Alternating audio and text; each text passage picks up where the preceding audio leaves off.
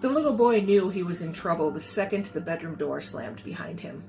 The sound reverberated through the house and awakened the monster from her slumber.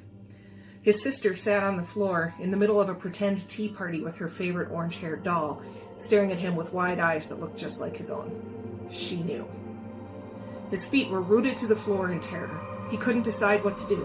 Hide in a closet? Crawl under the bed? Climb out the window?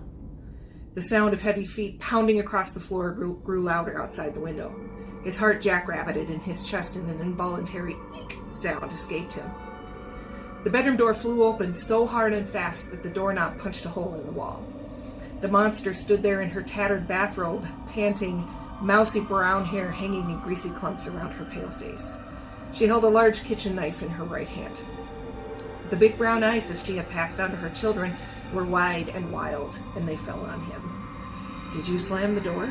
she asked him in a calm voice that was utterly at odds with her appearance. He nodded slowly, mute. He knew better than to speak.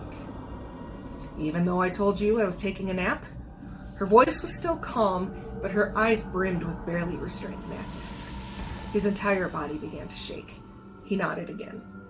"Do you know what happens to naughty children who don't listen? They get punished." She held up the knife and stepped into the room. Sheer panic dropped over the little boy like a heavy curtain. "No!" he screeched. He finally found his feet and ran, quickly squeezing between the monster's legs and the door frame. He was halfway up the attic stairs before she could react.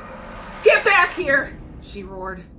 He scrambled across the attic to the small door that opened to the long, slanted crawl space where he and his sister liked to play. It was the best hiding place he could think of. He wrenched the door open and crawled in, closing it quietly behind him. The monster prowled around downstairs, opening and closing doors and cabinets. He could hear her muffled voice through the floor. "Oh, you want to play hide and seek?" She grunted, and something slid back and forth across the wood floor of the living room. "Okay, we'll play hide and seek." The boy leaned his shoulder against the wall next to the door and pulled his knees up to his face. He stared at the small metal doorknob and listened to the monster below him.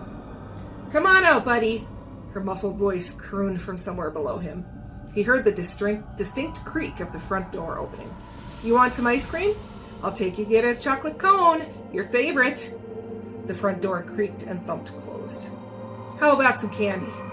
This was much softer, as if she'd moved to the back of the house. "I got some candy." A couple moments of silence. He thought she might be searching for him in the basement. The attic would be the next logical place for her to look. His trembling turned to violent shakes as he thought about all the bad things she might do to him if she found him. Tears snaked down his cheeks.